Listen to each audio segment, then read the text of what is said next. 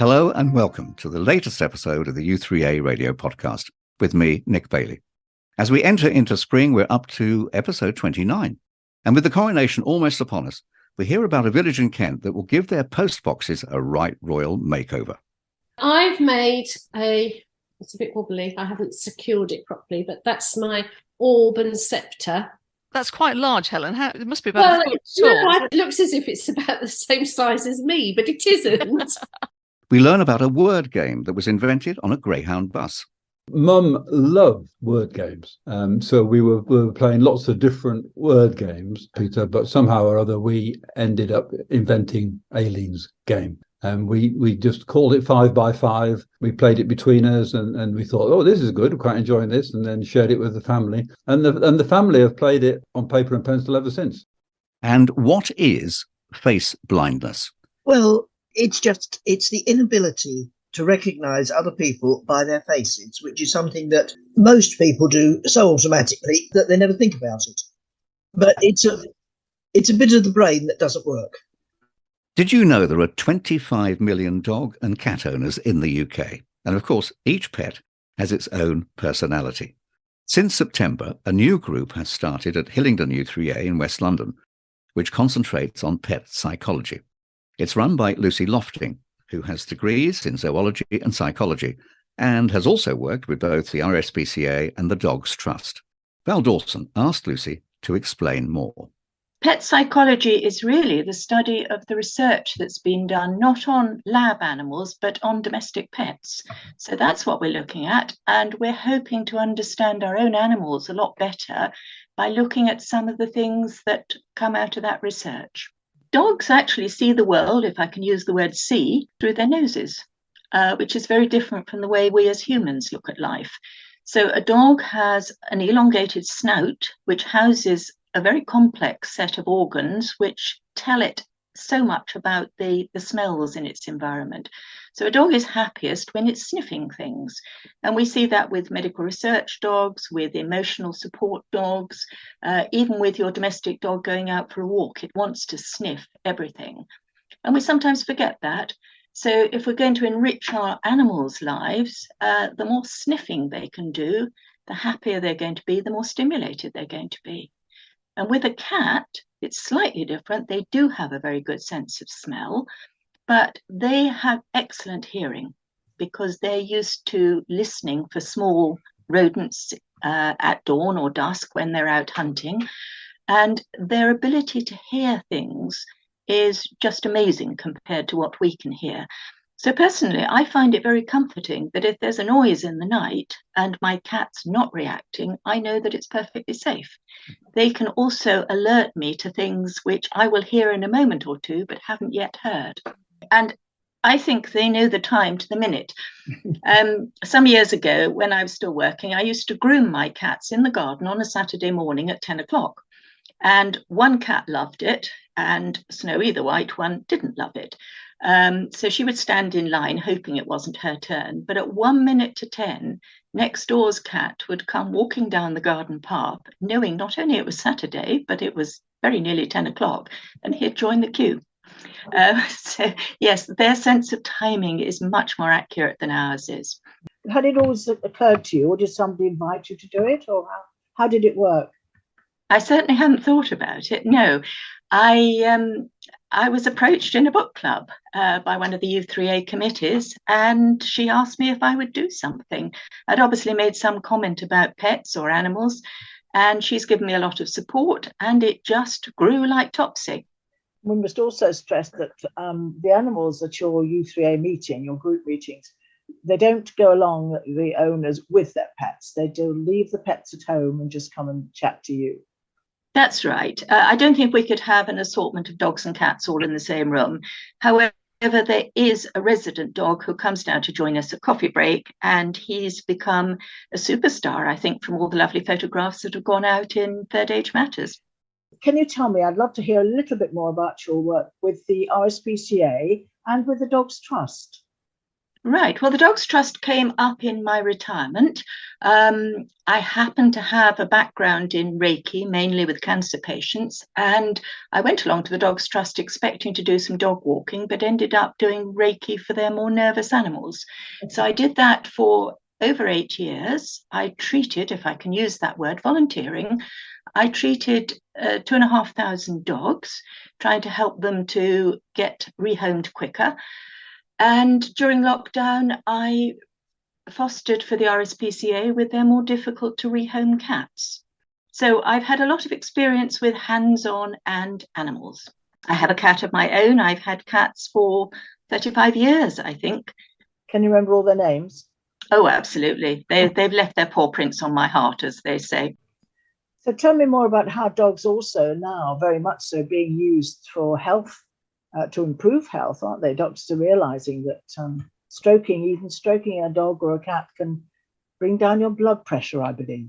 Oh, absolutely. There's quite a big program at the Harefield Hospital, the Heart Hospital, which is nearby for us, called Hounds for Hearts.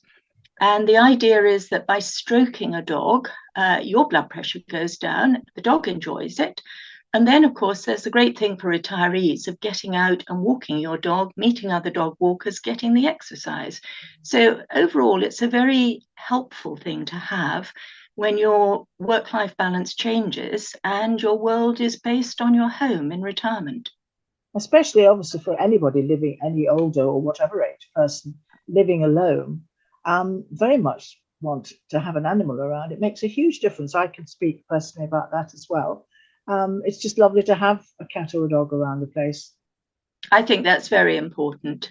Companionship, and the whole ethos of the work we do is to understand our animals better, and so to improve that connection with our pets. Can we just go back to Dogs Trust again? I don't know much about that organisation. What exactly do they do? They are the largest dog rehoming organisation in the country. They have about 20 centres. The London one, the West London one, is the one that I was with. The number of dogs they have in varies, but their aim is to take in dogs that need to be rehomed, quite often through bereavement of the owner or landlords not allowing pets, although the pet is already in situ, and occasionally strays, but much less so now that we have microchipping. And the average dog turns around in about a month, and they vet new owners. They make sure the dog is vaccinated and chipped and has proper veterinary treatment. So it's a much safer way of passing an animal from one home to another. We all disapprove of people just putting it up as an advert because we don't know who it might be going to. Lucy Lofting in conversation with fellow pet lover Val Dawson. There'll be many and varied celebrations to mark the coronation, and one group has turned to crafting to make their mark. If you go down to Methven in Kent, you'll see that the local u3a postbox toppers have been busy. Joanne Watson has been finding out more from Di Parker and group leader Helen Pearce. We started off as a needlecraft group, and in 2019, we decided that it would be quite nice to do something for Christmas. So we did the post boxes, and the whole village loved them. And we have done that. We've put the same ones up each year on different post boxes. So it's done the rounds. But after COVID, and when we started up again, our numbers in the needlecraft group had dwindled drastically. So we thought it might be nice to do a community-based project. We thought, well, the coronation's coming up. Perhaps some of the members would like to start the post boxes again. So we renamed the group. We're Post Box Toppers. And we've got quite a nice little group going with lots of people just contributing little bits and pieces. Di, perhaps you could explain what you've been topping post boxes with. We started with a big circle of fabric or a circle of crochet. Some people knitted like Christmas trees, snowmen. We had one that was a complete nativity scene. We put bunting around each one as well, being very careful that it didn't cover the hole for the letters to go in. As we were putting them up throughout the village, so many people were commenting as we were putting them up. Oh, that's wonderful. Oh, that's lovely. And then the second year when we put them up, oh, I'm glad they're back up again. How robust are they? Because they're out in the elements. I would imagine, particularly in winter, they could get sort of very soggy. Well, they've been covered in snow and survived. Yeah. My figures, when I've done them, I put the stuffing in a plastic bag so that hasn't, retained any moisture. We take them off at the end of the beginning of the new year and give them a wash, and then they're ready for the next year. Yeah, so they do survive quite well. So the coronation, that's going to be a big event across the country. So what have you got lined up for that? Right. Well, there's a king. This is a rather large king with a blue and white cloak and a crown. That's going to be unmissable wherever you're going to put him. Yes. He's going to be on top of one of the post boxes, possibly surrounded by little crowns. Some other people are making a crown, a large crown. Somebody else has made a golden carriage. I've made it's a bit wobbly, I haven't secured it properly, but that's my orb and sceptre. That's quite large, Helen. It must be about a foot tall. No, it looks as if it's about the same size as me, but it isn't. It's about not quite a foot, is it? Not quite a foot. But they need to be, quite substantial, I think, to really have an impact. So I've done the orb, and I'm doing the sceptre, and I'm doing a cushion for them to rest on. Our idea was that we would have liked some sewing, some knitting, some crocheting, possibly some felting, as many different crafts as we could. So they're not just knitted. What sort of level of skill do you need? Do you have to sort of find patterns for all these things, or are you being just very personally creative? I can only follow a pattern to make mine, but I know certainly one or two of our group have said, oh, I've got something I can adapt for that, and I can have a go at this and work that out, which I can't do. It's all levels, really. Now, post boxes vary in size and indeed in shape. So have you got a sort of main post box somewhere? We've got 4 post boxes in the village. Actually, we've got 5. One is a square one. We did attempt that the first year, but it was very difficult to secure it onto the square one. And it was right outside the local secondary school. So I think it had a little bit of help in shifting. When we put them up, Di's husband comes along and he secures it with wire. So nobody can go, take them off. So if I was to come into Metham, where is your main post box? There's like one main road that goes all the way through Metham, and all the post boxes are on that main road. We have a little social as we're doing it, really. We walk up the village and we can do 3 within, a good walk. And the really nice thing is the third one, there's a coffee shop very nearby. So we'll stop for a well-earned coffee and then possibly walk up to the top one at the top of the village or just drive up there. Can you have a procession then, a sort of carriage on one post box and then the king and the crown on the other? Is that the sort of idea? Yeah, so each post box will have something on it. Yeah. And I think it's spread, hasn't it? I mean, there are lots of different villages in the area now that have, these post box toppers, and some of them do an awful lot more than we have done. So they'll do seasonal ones. I think there was one for Valentine's Day with love hearts on it. And one with daffodils and things to mark the start of spring. So is there a lot of competition then between villages? I mean, I can imagine that your royal procession could be up against, a Westminster Abbey in the next village. Could possibly. I'm sure they'll be doing something. I'm sure they will. It'll be interesting to see. Helen Pearce and Di Parker from Metham u3a. One of the u3a's recent online talks was about face blindness, or prosopagnosia to give it its official name. The speaker was a member of Bexley u3a, Jo Livingston, who's lived with the condition throughout her life. And Jo has joined me now. Jo, welcome. Hello. I must say, I had never heard of faced blindness. And I think there were a lot of people at your talk who hadn't heard of it either. So can we start from basics and tell me what face blindness is? Well, it's the inability to recognise other people by their faces, which is something that most people do so automatically that they never think about it. But it's a bit of the brain that doesn't work.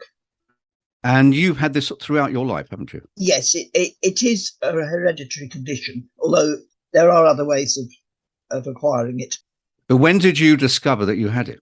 About 20 years ago, when I was 60, and I read a piece in the Times which described my life.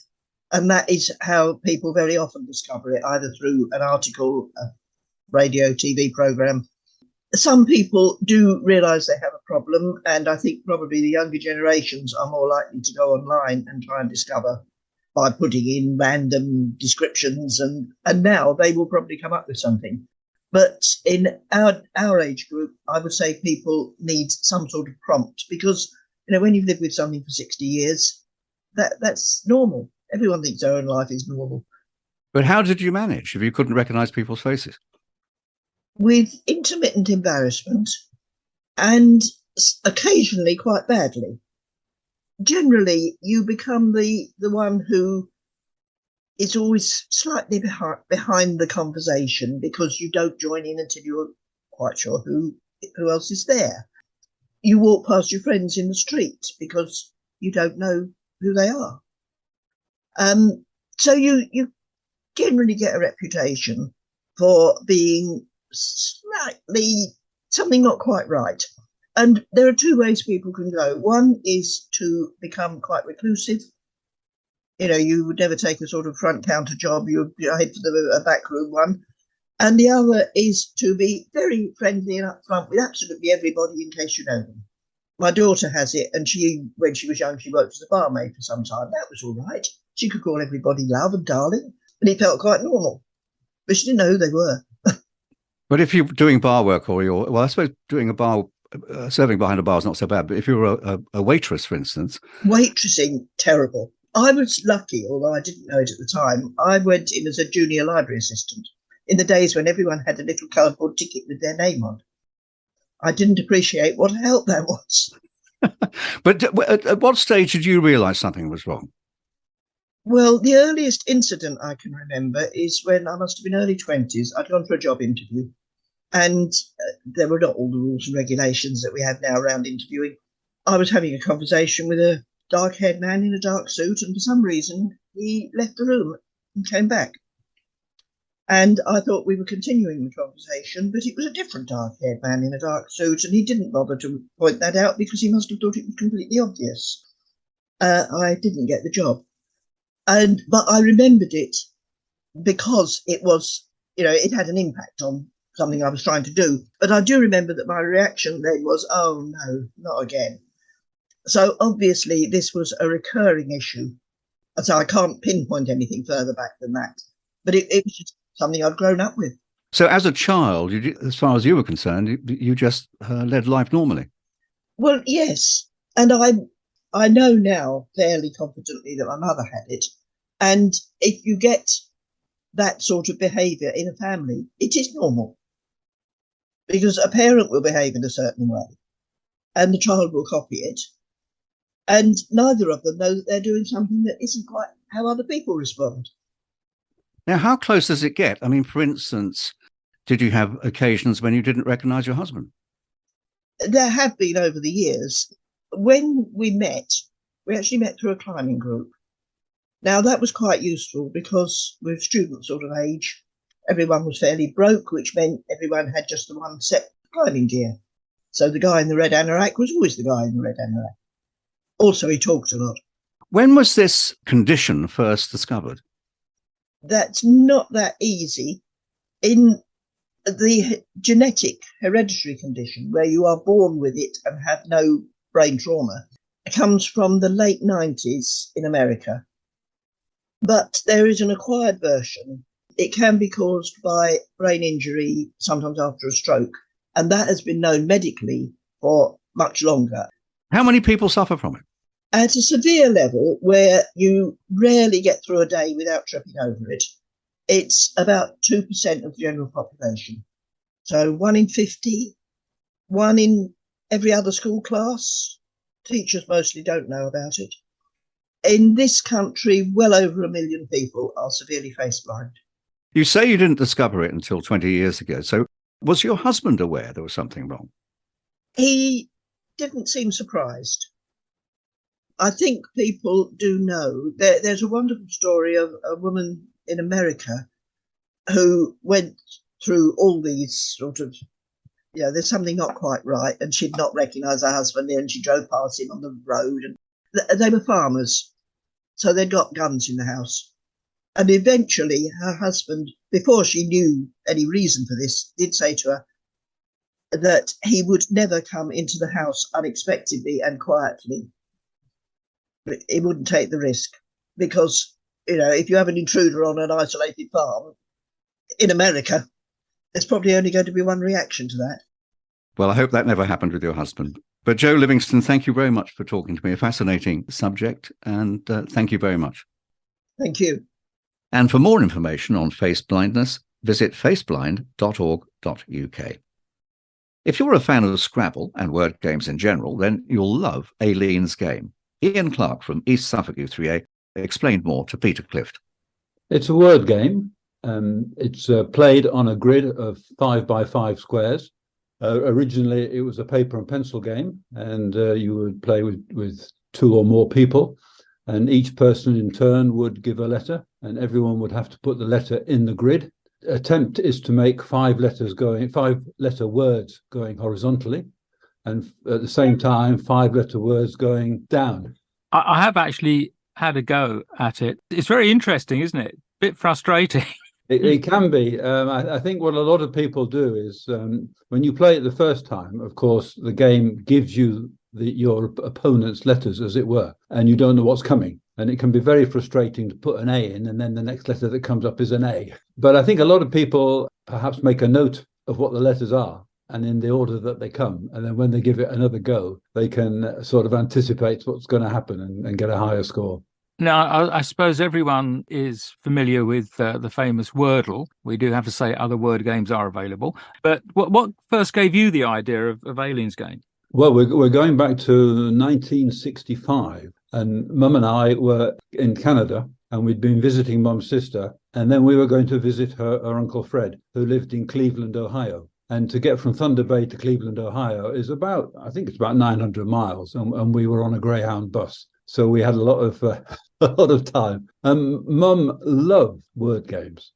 So we were playing lots of different word games, Peter, but somehow or other we ended up inventing Aileen's Game. And we just called it 5 by 5. We played it between us, and we thought, oh, this is good, we're quite enjoying this, and then shared it with the family. And the family have played it on paper and pencil ever since. And you mentioned Wordle, because I thought Aileen's Game would make a really good app, but I had no idea how to write an app. And when I sort of made a few sort of inquiries and Google searches and so on, I thought, oh no, this is far too complicated. Looks expensive. You have to have an account with Apple and all this sort of stuff. So I just forgot about the idea. And when I was reading about Wordle, I discovered that Wordle is not an app, and it's just a website, and it's written in JavaScript. And I knew just a little bit about websites and JavaScript. Not a lot, but enough to sort of make a very simple website. And I thought, aha, I wonder if I could make Aileen's Game as a website with JavaScript. And that's what I did. There is obviously a lot of technology behind the game. You said it took you a long time. You must have some kind of background in computing or technology. Not really. No, my background, I was a teacher, I was in sales, I was a management consultant, I was a management trainer, and eventually ended up as an online book publisher, which is where I learned some of the skills for websites and a little bit of JavaScript. Yeah, but not a computer in the computer industry. No. Well, there's hope for us all then if you can do that and not for the computer business. How would you like to see it develop, and where do you see it going from here? I've got one or two very minor amendments to make to it, but I think it's virtually there. But the next stage is to create a French version. One of my daughters is married to a Frenchman, so I've got translators in the family, and I haven't quite figured out how to do it yet. For those that don't know, the game is actually on the u3a website now, so people can go and join in. And there is a leaderboard, I understand, as well. There's a leaderboard built into the game, but because the game is free, you don't have to sign in, you don't have to give any details or anything. Then, of course, the leaderboard within the game is just the top scores, but no one knows who the top scorers are. The u3a are asking people to send in scores so that they can create a leaderboard and presumably put it on the u3a website with names. As the man who invented it, do you have any clues or tips you can give us? The biggest tip is to be as flexible as possible. Don't plan too far ahead. If you plan too far ahead, you can almost guarantee that the letters you want won't come and you'll get screwed. Well, there's some tips there then from the man who invented the game as to how to make it slightly easier for you. Just going back a bit, I know you said it was invented along with your mother on a bus trip in Canada.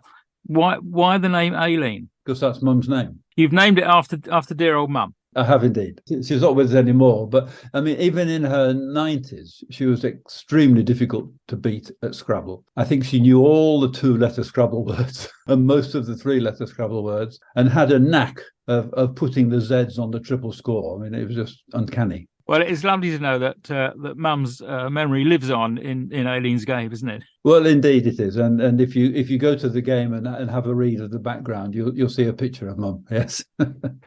Ian Clark. And if you'd like to have a go yourself, just visit our website at u3a.org.uk and search for Aileen's Game. I've had several tries myself, and my highest score so far is 43, which I'm quite proud of. The trouble is I'm in danger of becoming addicted to it. And that's it for this episode. Don't forget, if you want to share something with the national u3a community, don't hesitate to let us know through communications@u3a.org.uk. My thanks to Peter Clift, Joanne Watson and Val Dawson for the interviews, and also to Ella Watts for producing the podcast. Until next time, this is Nick Bailey saying goodbye.